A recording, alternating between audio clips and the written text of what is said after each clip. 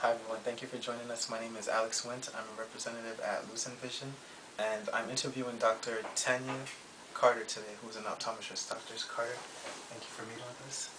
And I'd like to start off by asking, what is the difference between an ophthalmologist and an optometrist? Okay. Well, actually, in the eye care business, there's actually 3 O's that we talk about. We talk about an optometrist, ophthalmologist, and an optician. An optometrist has an OD degree. An optometrist has gone to 4 years of optometry school after undergrad. And basically, we're concentrating on the eye.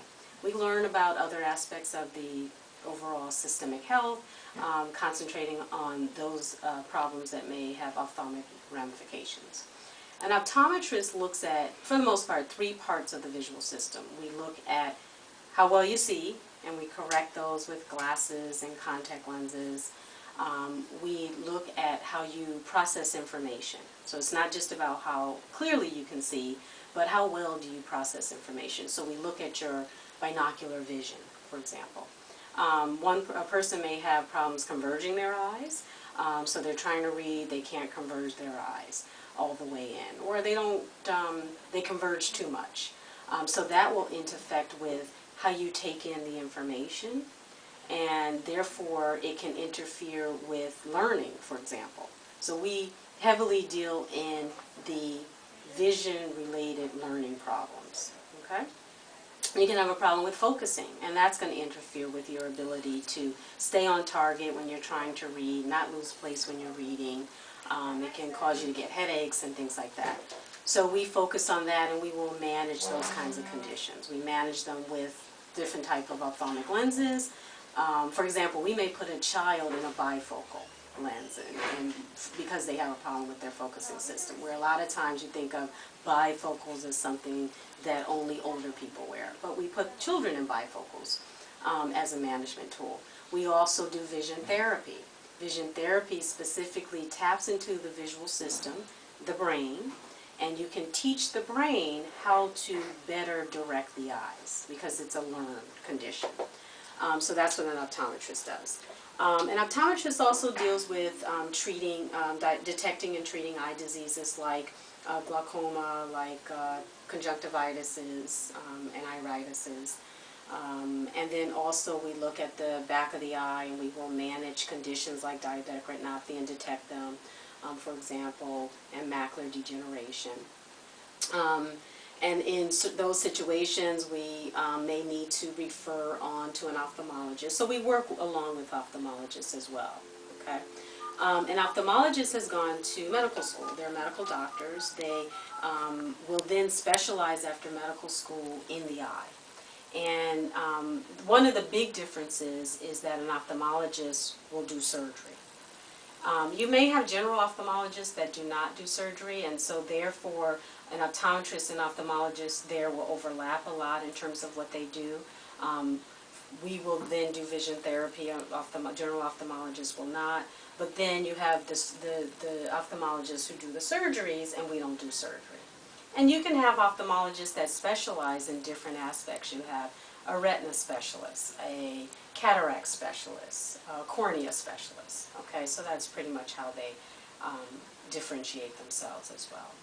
You have the optician. Now the optician will actually deal with the different aspects of the eyeglasses and of the lenses. So an optician knows about the lenses, they know how to make adjustments to lenses, they know how to edge the lens so that it fits into the frame, and they know how to fit the frame to your face.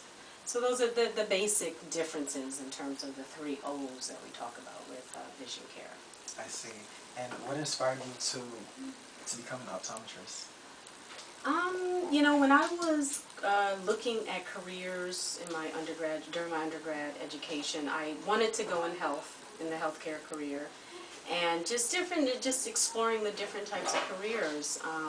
I landed on optometry, actually by chance, really. And from there, just learning about the profession. So, I mean, it's actually quite dynamic because one, which is really very important, is that it's interesting. Okay, it deals with the brain. Like I said, the eye is just the organ. You really see with your brain. So there you go. You got all the different aspects of the brain functioning that makes it quite interesting. And then also it deals with it's very satisfying because you get a lot of satisfaction out of helping people. And what we do on a daily basis really allows everyone else to be the best that they can be, you know.